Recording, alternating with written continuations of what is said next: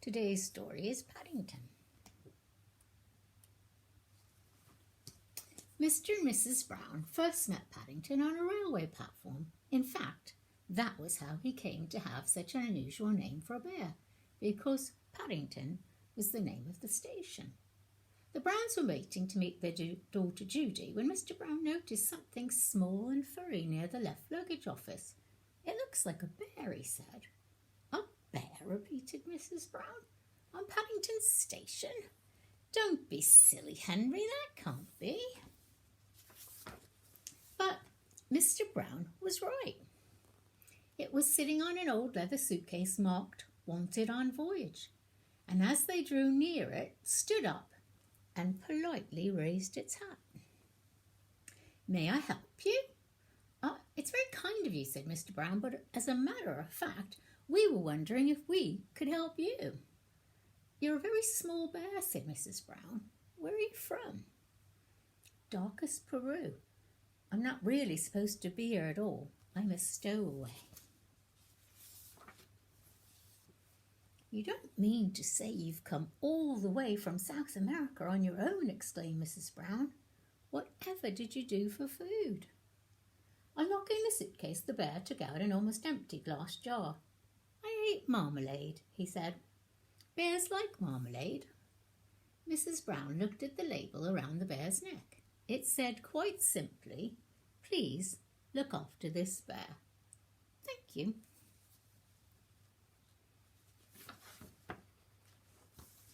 "Oh, Henry," she cried, "we can't leave him here all by himself.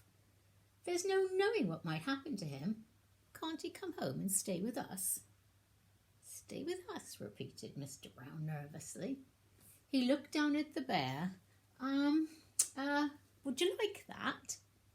"Oh, that is," he asked hesitantly, "if you have nothing else planned." "Oh, yes," replied the bear.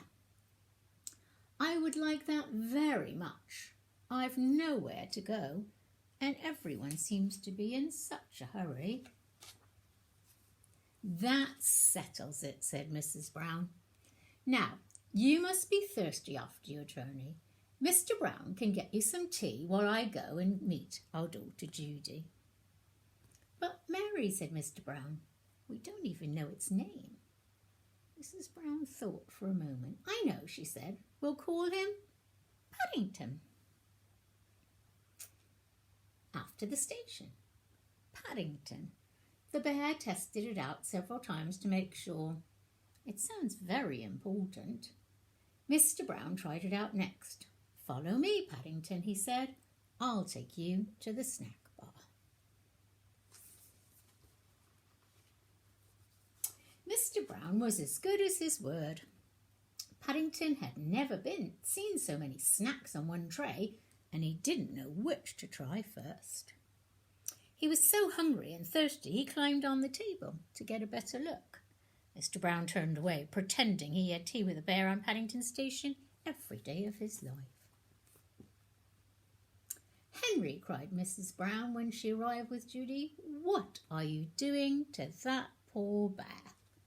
Paddington jumped up to raise his hat, and in his haste he trod on a strawberry tart, skidded on the cream, and fell over backwards, right into his cup of tea. "I think we better go before anything else happens," said Mr. Brown. Judy took hold of Paddington's paw. "Come along," she said. "We'll take you home, and you can meet Mrs. Bird and my brother Jonathan." Mr. Brown led the way to a waiting taxi. "Number 32 Windsor Garden, please."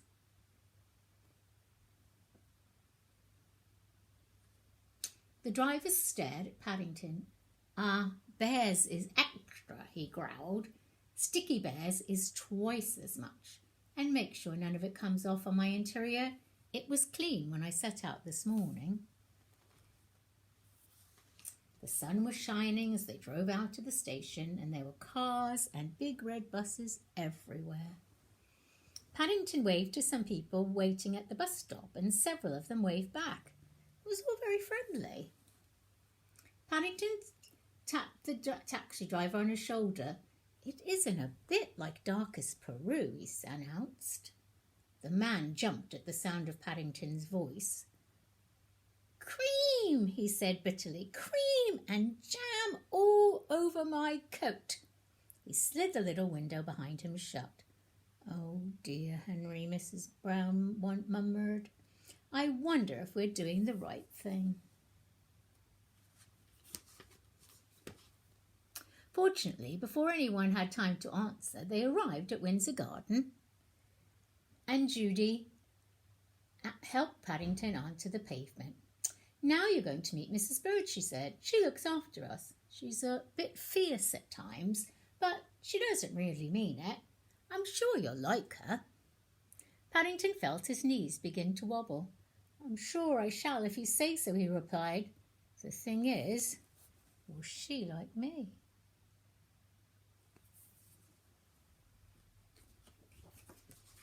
"Goodness gracious!" exclaimed Mrs. Bird. "What have you got here?"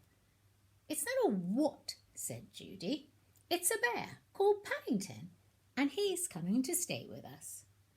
"A bear?" said Mrs. Bird, as Paddington raised his hat. "Well, he has good manners, I'll say that for him." "I'm afraid I stepped on a jam tart by mistake," said Paddington. "I can see that," said Mrs. Bird. "You better have a bath before you are very much older. Judy can turn it on for you. I dare say you'll be wanting some marmalade too." "I think she likes you," whispered Judy.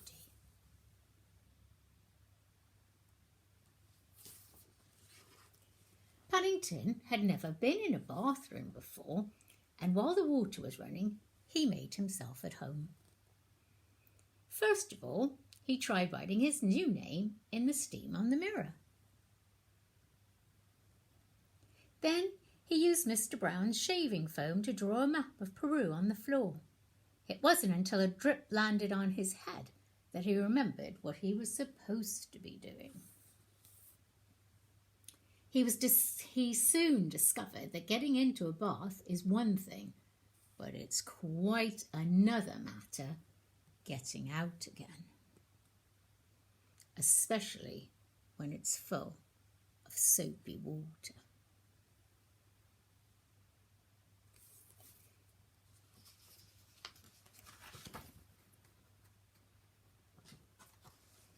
Paddington tried calling out, "Help!" at first in a quiet voice, so as not to disturb anyone, then very loudly, "Help! Help!"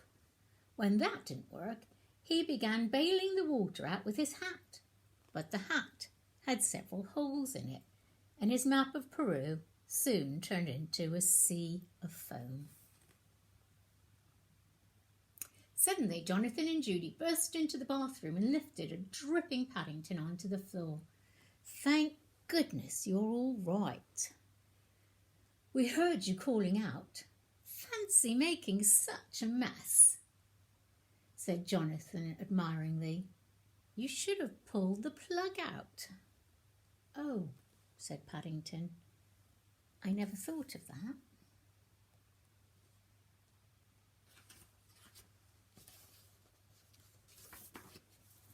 When Paddington came downstairs, he looked so clean no one could possibly be cross with him. His fur was all soft and silky, his nose gleamed, and his paws had all the traces of jam and cream all washed off. The Browns made room for him in a small armchair, and Mrs. Bird brought him a pot of tea and a plate of hot buttered toast and marmalade. "Now," said Mrs. Brown, "you must tell us all about yourself. I'm sure you must have had lots of adventures." "I have," said Paddington earnestly. "Things are always happening to me. I'm that sort of bear." He settled back in the armchair. "I was brought up by my Aunt Lucy in darkest Peru," he began, "but she had to go into a home for retired bears in Lima." He closed his eyes thoughtfully, and a hush fell over the room as everyone waited expectantly.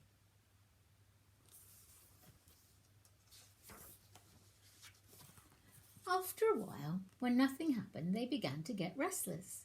Mr. Brown tried coughing. Then he reached and poked Paddington. "Well, I never," he said. "I do believe he's fallen asleep." "After all that's happened to him," said Mrs. Brown. "Is it any wonder?"